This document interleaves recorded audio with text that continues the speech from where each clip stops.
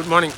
ഈ സ്ഥലം എല്ലാവർക്കും പരിചയമുണ്ടാവുമെന്ന് വിചാരിക്കണം. നമ്മളെ കേച്ചേരി അക്കിക്കാവ് ബൈപ്പാസിലുള്ള കുമ്പുഴ പാലത്തിന് തൊട്ടുള്ള സ്ഥലമാണ്.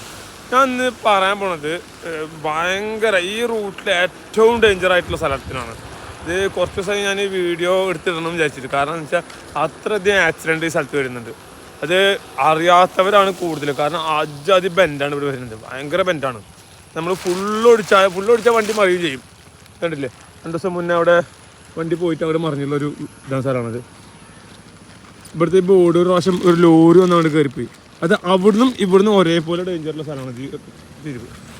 കണ്ടാൽ മനസ്സിലാവും വിചാരിച്ചത്. കാരണം അജാതി തിരിവാണ് ഇവിടെ വരുന്നത്. ഇപ്പോൾ ആ ബോർഡൊക്കെ ഇടിച്ച് പൊളിച്ചിട്ടില്ല. ഇവിടെ ബോർഡ് ഉണ്ടായിരുന്നു, ഇത് ഇടിച്ച് പൊളിച്ചിട്ടുണ്ട് ഇവിടെ.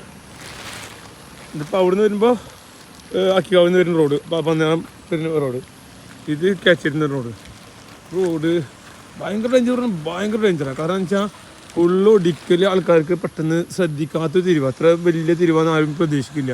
ഓടിച്ച് നേരെ ഇങ്ങോട്ട് വരും, പിന്നെ ഓടിച്ച് കിട്ടില്ല, നേരെ പോവുകയും ചെയ്യും. അതാണ് ഇവിടുത്തെ അവസ്ഥ സ്ഥിരമായിട്ടുള്ളത്.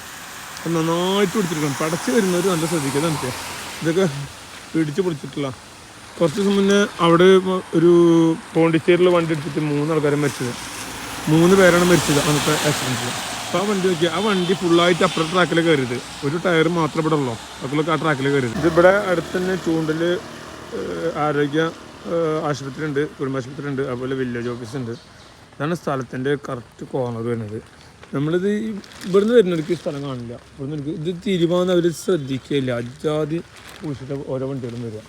അപ്പം നമ്മൾ ഈ അറിയാത്ത സ്ഥലങ്ങൾ വരുമ്പോഴേ നമ്മൾ പരമാവധി ഇതുപോലത്തെ തിരിവുകളൊക്കെ ഒന്നും ശ്രദ്ധിക്കാം.